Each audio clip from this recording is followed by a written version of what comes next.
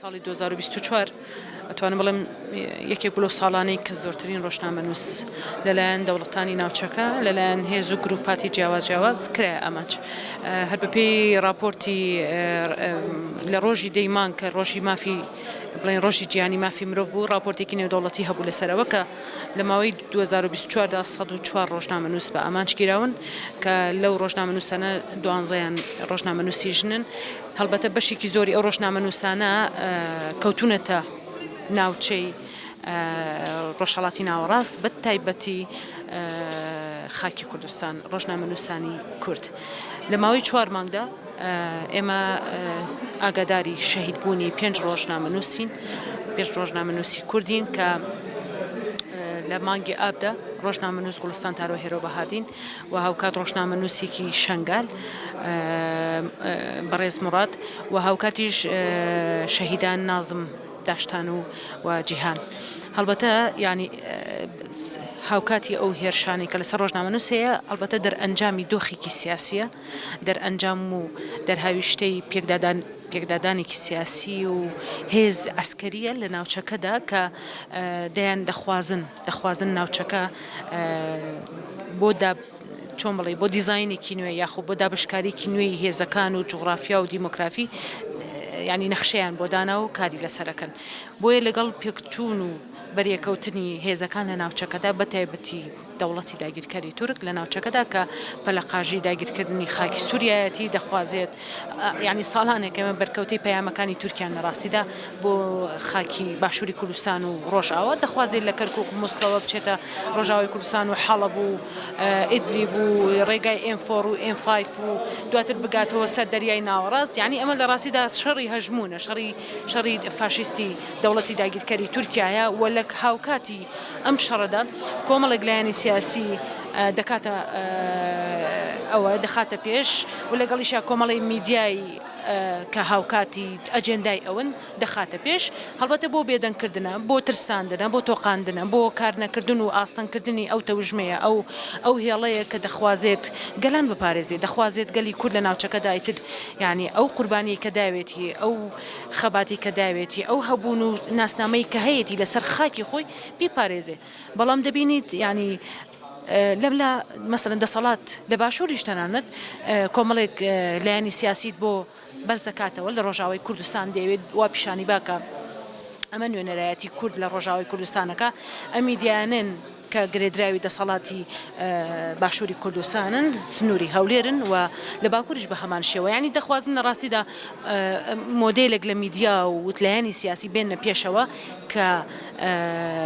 مۆدلێکی هاو ئەجێندایی بێ بەرژەوەندی خوازی بێ لەگەڵ مەرام و پیلانەکانی دەوڵەتی تورکیا بێتەوە بۆیە لە هاوکاتی بەرزکردنەوەی ئەم لایەن و میدیانە لە میدیای ئازاد دەدەن لە میدیای ڕاستەقینە دەدەن ئەو ڕۆژنامەنووسانە لەبەرەی شەڕدا لەبەری جەنگدا ینی بە ئامانجگیراون ڕۆژانە هەردوو ڕۆژنامەنووس نازم و جیهان یعنی لەسەر بەنداوی تشرین لەسەر ڕێگای سرین لە بەردەم پردی قۆزاغدا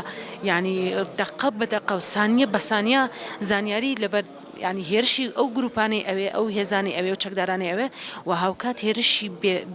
بێناوبەری دەوڵەتی داگیرکاری تورکیا یعنی دەست ئەو پێشچوونانی گروپە چەتەکان تورکیا دەخوازی دەستیان بگرێت دەخوازی هاوکاریان کە دەخوازی کۆبانێ ینی لە ڕاستیدا ینی ئامانجی دەوڵەتی تورکیا و ئەو گروپە چەتانە داگیرکردنی ڕۆژاوای کوردستانە میدیای ئازاد دەخوازێت ڕاستی ئەو پیلانە ڕاستی ئەو نیازە بۆ ڕێی کۆمەڵگەکەی خۆی دەرخا کە مەترسیەکان لەکوێدان دەبێت گەل چۆن بەرخورد بکات گەلی کورد چۆن بیبینێ چۆن ڕاستیەکان ببینێت چۆن شڕۆڤی بکە چۆن پێویستە ماڵی خۆی ڕێک بخات چۆن پێویستە هێزەکانی خۆی ئێرادە و مۆڕاڵی هێزەکانی خۆی نەخا بەڵکو بە پێچەوانەوە ینی میدیا دەستێک بێ بۆ بەهێزکردنی ئیرادەی کۆمەڵگە دەستێک بێ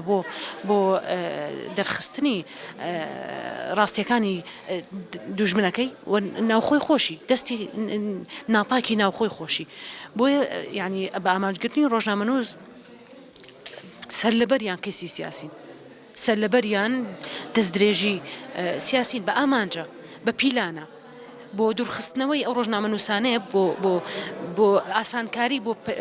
چوونە پێشەوەکانیان بۆ ئاسانکاری بۆ داگیرکاریەکانیان یعنی فقط ئەوەیە لە ڕاستیدا تەنیا بە ئامانگرتنی ڕۆژنامەنووسان لە شخصی ڕۆژنامەنووستا هەموو گەلی کورد بە ئاماژ دەگرن، هەموو گەلی کورد لە ڕاستی و لە نیەت و لە داگیرکاریەکانیان ینی دەشارنەوە. چەند مانگ پێش ئێستا دوو ڕۆژنامەنووس دیسان لە شاری سلێمانی بە ئامانجگیرانەوە. ئەمە